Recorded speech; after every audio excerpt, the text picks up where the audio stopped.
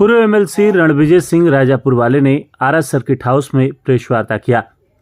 इस दौरान उन्होंने बताया कि 100 मेधावी छात्राओं को प्रोत्साहन हेतु टैबलेट व मेडल का वितरण किया जाएगा। महिला सशक्तिकरण की दिशा में यह ऐतिहासिक पहल होगा।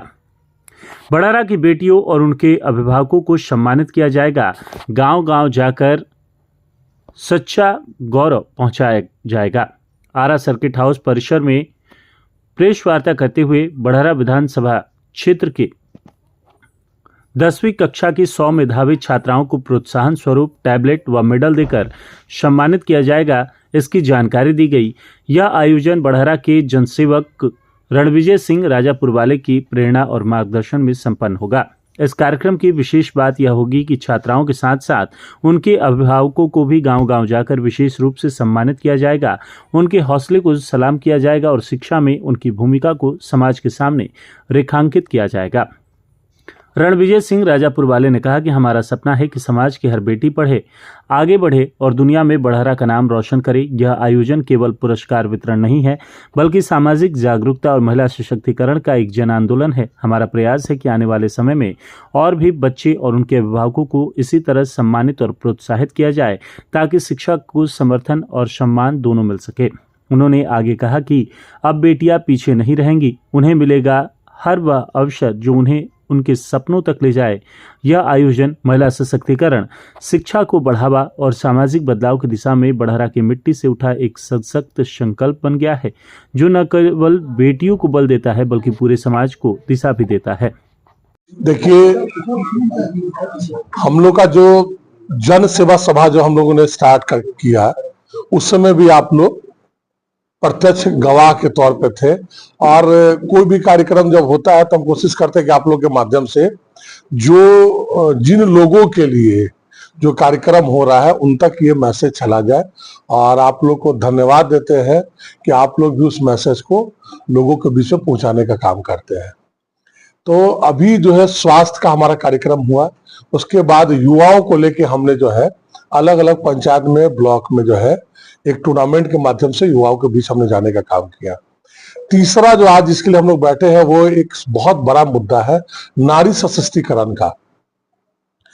कल से आप लोग अभी तक सुने होंगे कि कल से हमारा उन बच्चियों को जो आर्थिक और सामाजिक रूप से पीछे हैं उनको हम सम्मानित करने का काम कर रहे हैं, जिसमें अभी तक जब भी लोगों को सम्मानित किया जाता है तो उनको एक मंच में बुलाया जाता है और जो भी एक मेडल हो या जो भी चीजें हो उनको सम्मानित किया जाता है। लेकिन पहली बार पूरे जिले में ऐसा एक कार्यक्रम हम मुहिम चला रहे हैं जिसमें हमारे सारी टीम और उसके साथ प्रिंट मीडिया और जो इलेक्ट्रॉनिक मीडिया और जो बच्ची, चूंकि हमने पहले भी बोला है कि एक बच्ची जब शिक्षित होती है तो उसका पूरा परिवार शिक्षित होता है और नारी सशक्तिकरण के लिए बच्चियों को शिक्षित होना बहुत जरूरी है। तो वो छात्राएं जिन्होंने डिस्टिंक्शन मार्क्स लेके आया मैट्रिक में, उनके मनोबल को और बढ़ाने के लिए, और वो बच्ची जो उनको देख के उनका मनोबल बढ़े, उनके लिए हम उनके गांव में, उनके घर में जाके उनको सम्मानित करने का काम करेंगे। उनको ये जो टैब है, आज के डेट में मोबाइल अब बेसिक नीड बन चुका है, इस तरीके से ये जो टैबलेट है, जो लैपटॉप का छोटा रूप है, उससे कई चीजें जो है इसमें बच्चियों को पढ़ने के लिए, है ना, एक दूसरे से कनेक्शन के लिए, और कई चीजें जो बच्चियों को नहीं पता है, नई घर से बाहर जा पा रही है, शिक्षक से कनेक्ट नहीं हो पा रहा है, तो गूगल के माध्यम से तो ये उनको हम देने का काम कर रहे हैं।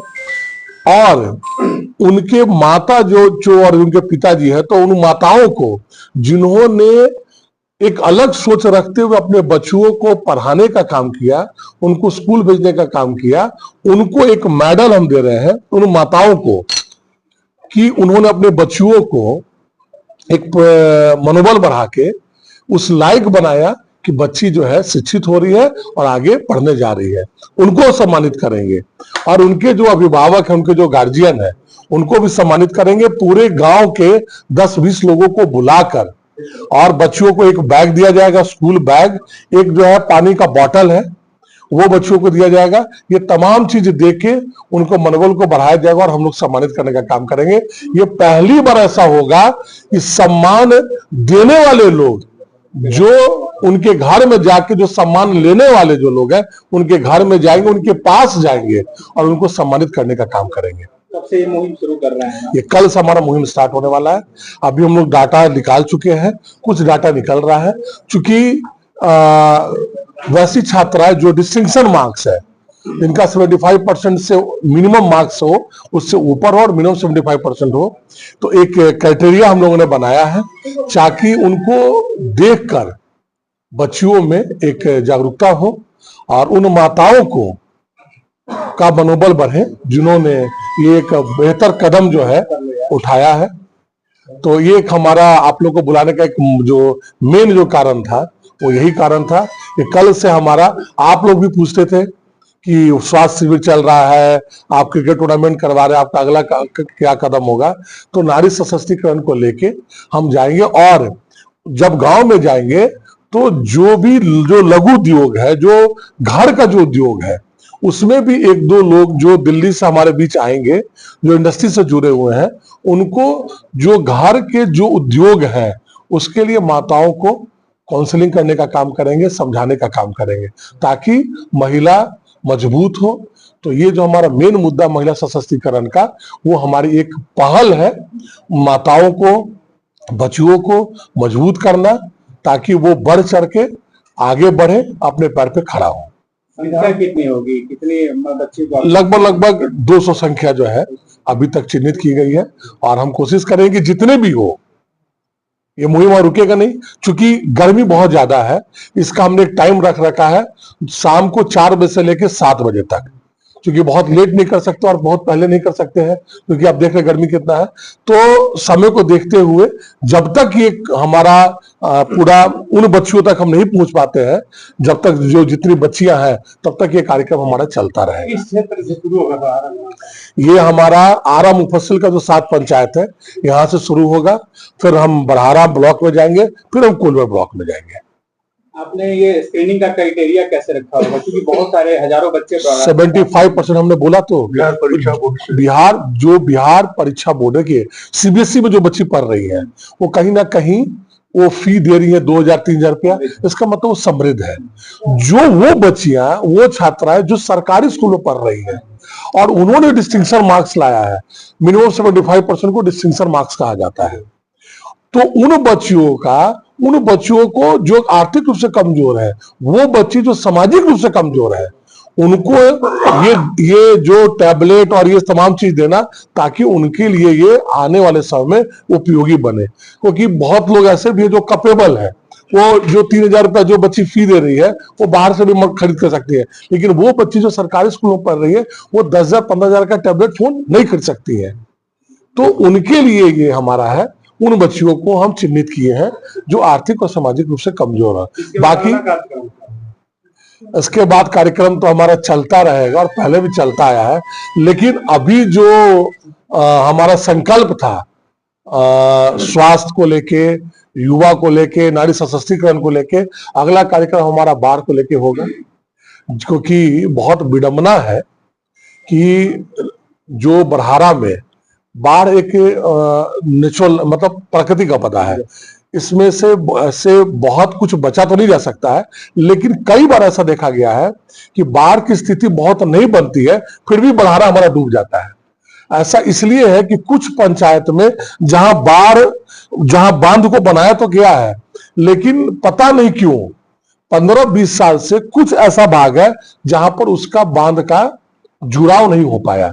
ये क्यों नहीं हुआ, क्या नहीं हुआ, ये आज तक हमें खुद नहीं समझ में आया। जबकि विधायक लोग आए, बने, क्यों नहीं, उन्होंने आवाज क्यों नहीं उठाया। जब हम एमएलसी थे तो हमने कोशिश किया था, उस समय भी नहीं हो पाया। तो अगर पानी बहुत कम हो और बाढ़ की स्थिति आ जाए तो उसके लेके भी लोगों में जागरूकता और बाढ़ से बचने के उपाय, लोगों तक सहयोग, तो तमाम चीज हमारा जो है बाढ़ को लेके जो है सवाल ये हो जाता है रणविजय जी कि बहुत सारे परिवार या बच्चियां इस वीडियो को देख रही होंगी अगर वो भी 75% से ऊपर मार्क्स लाने वाले हैं तो वो इस चीज को प्राप्त करने के लिए आपके ऑफिस से कैसे कॉन्टेक्ट करेगी? आप लोगों ने भी प्रोसीजर रखा है इस चीज का? हमारा एक तो लगभग हमें नहीं लगता है कि हमारा नंबर हर एक जगह होगा, या जो भी हमारी जो टीम है, जो हमारे लोग हैं, वो हर एक पंचायत में। इसके अलावा हमारे कार्यालय का नंबर जो है, हम हर एक जगह आप लोग के माध्यम से भी जो है कई बार हमने देने का काम किया है।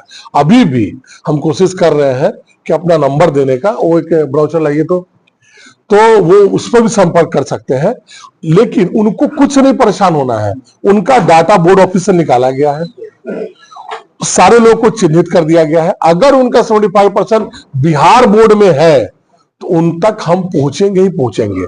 थोड़ा टाइम लग जाएगा, बट हम उनसे जितना जल्दी होगा उनके बीच पहुंच के उनको सम्मानित करने का काम करेंगे। और हमारा मेन पर्पस है उनको आगे बढ़ाना, उनके मनोबल को बढ़ाना, उनको सम्मानित करना। इस तरह का सम्मान आज तक कभी भी भोजपुर जिला में नहीं हुआ था कि किसी के घर जाकर उसको सम्मान करना। रणविजय जी, तमाम राजनीतिक पार्टियां जो है वो 2025 के विधानसभा चुनाव की तैयारी कर रही है। आपने भी क्या कमर कस लिया है बड़ारा से चुनाव? देखिए, हम तो पहले ही बोले हैं कि जनता मालिक है और चुनाव का माहौल चल रहा है, इसको हम लोग नकार नहीं सकते हैं। जनता मालिक है और सैकड़ों की संख्या में हमारे हर एक कार्यक्रम में जनता आके भाग ले रही है, सैकड़ों की संख्या में, हजारों की संख्या में, और उनका पूर्ण आशीर्वाद मिल रहा है। तो अगर उनका आशीर्वाद रहेगा तो चुनाव लड़ेंगे और चुनाव लड़ना तय है। लेकिन ये जो हमारा कार्यक्रम चल रहा है, हमने आपको डे फर्स्ट से बोला था कि हमारा एक जन सेवा सभा का कार्यक्रम चल रहा है। क्योंकि अब हम पॉलिटिकल है, पॉलिटिकल पार्टी से जुड़े हुए हैं, एमएलसी रहे हुए हैं, तो चुनाव तो लड़ेंगे ही लड़ेंगे। हमारे मुखिया जो है, हमारे मुख्यमंत्री जी, उन्होंने भी कहा कि आप लोगों के बीच में जाइए, उनकी समस्याओं को देखिए, उनकी समस्याओं को दूर करने की कोशिश कीजिए।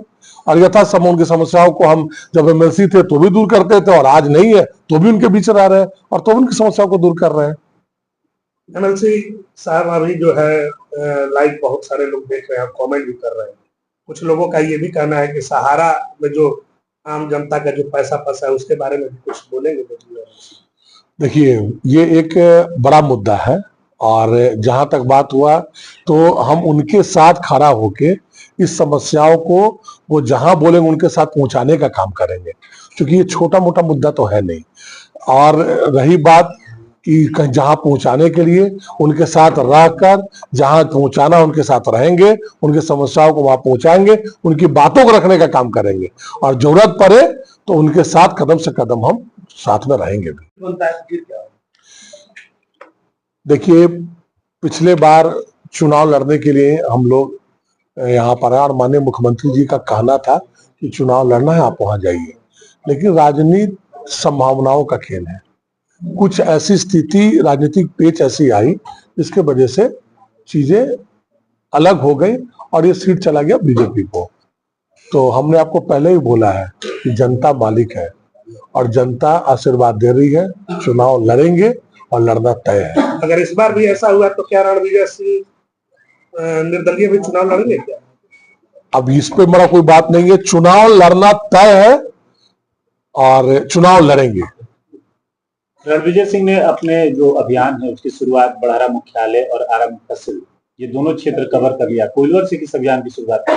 नहीं, हमारा कोई भी कार्यक्रम जो है, जो हमने खेल की शुरुआत जो टूर्नामेंट करवाया उसमें कोइलवर की भी टीम लोग थे, आरा मुफस्सिल के भी लोग थे, बड़हरा के भी बच्चे का टीम था।